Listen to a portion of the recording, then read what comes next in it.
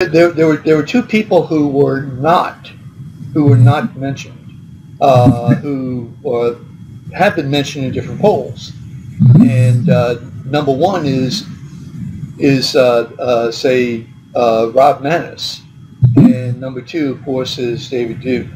Both Yes. of them in the roughly low threes. Yes. I'm just wondering, you're saying that they don't have any chance at all. They're not within the five, so they don't have a chance, or My about the relative positioning is this: anything is possible. However, you have to put this in the context of the fact that you have 24 people running, and as such, it's going to be very tough for one candidate to gain a substantial competitive advantage over another. So when you're referring to the poll position of Rob Maness and David Duke, we're talking about two candidates who each would have to triple their support just to be at the bottom tier of possibly making the runoff. And this has to happen in a month and a half. So that is, of course, a major challenge they have to face. And by the way, there are two other candidates who are starting to run TV ads. There's one is Josh Pellerin. The other is Abad Patel, who started running ads on Fox News the other day. Okay. So the thing is, if you are stuck at the below 5% level, from a realistic perspective, that's a very high hill to climb. And we're not talking about it being May or June. We're talking about it being end of September. Sure.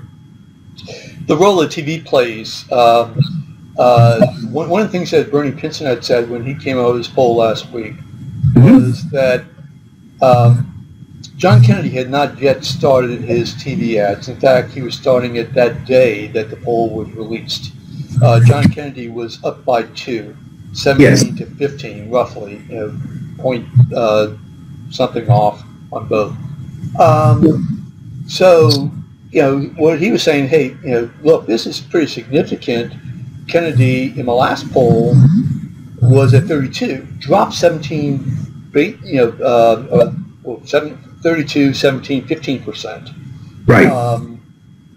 Which is a pretty substantial drop since May.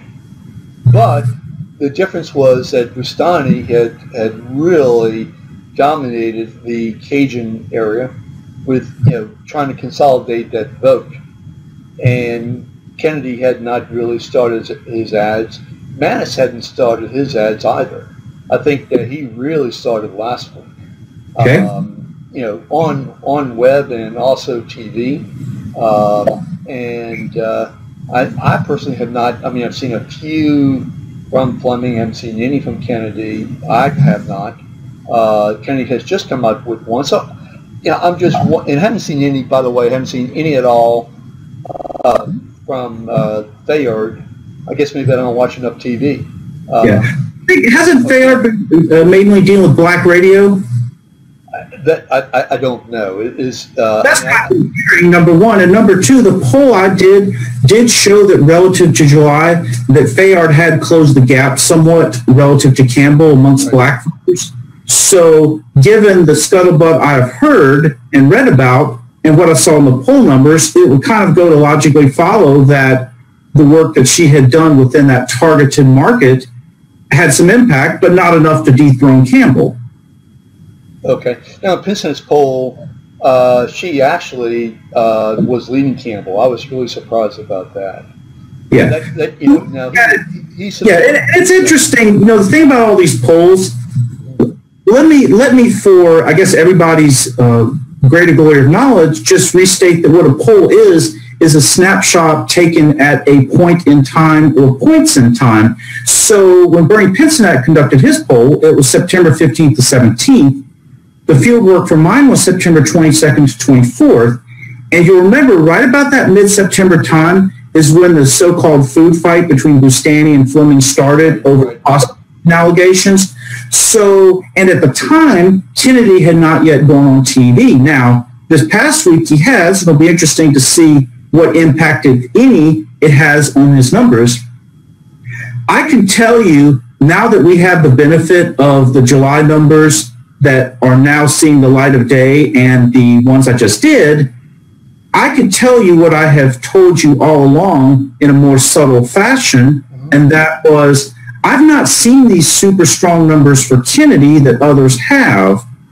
What I can say, too, is that when you have a candidate who's presumed to be the front runner and is not doing better but falls, that to me is not a good sign. And in fact, I saw a similar thing happen to David Vitter last year. Sure. When I did a lot of polls throughout the year that showed that, yes, Vitter was the front runner, but it was not a front runner who was going from 30 to 40%. It was a front runner who was stuck at the 20s and 30s. And all of a sudden, when everything heated up, which of course is when the media campaigns start, then his numbers fell. And so now Kennedy, maybe things will be different. But I can tell you from experience, the worst thing in Louisiana to be is a front runner, because voters have this perverse way of like to punishing front runners. Right. But we'll just see how it all plays out. But that's just kind of my observations. And I think too, like I said, for context sake, Bernie Pinsonet's poll was more than a week older than mine was. And so, he was capturing a different snapshot than I did. I think another thing that's a really good basis of comparison when you're talking about polls, personally, I don't really care much about what other pollsters do. I focus on what I do, to be honest with you. Sure. But I can say that Bernie Pinsonet's poll had a 500 sample. Mine had 905. So there is some margin of error implications in that. But really the biggest thing is that you have a different time period that the polls were conducted. And it'll be interesting to see what happens. Because here's the other thing, too. This is getting into kind of the minutia of politics here. So the presumption that Kennedy's people are making is, okay, I've waited this long to get on media, but once I get on media, everything's going to be well, and I'm going to be at 50%. Choose an exaggerated assumption that that's probably going on in their head. Sure.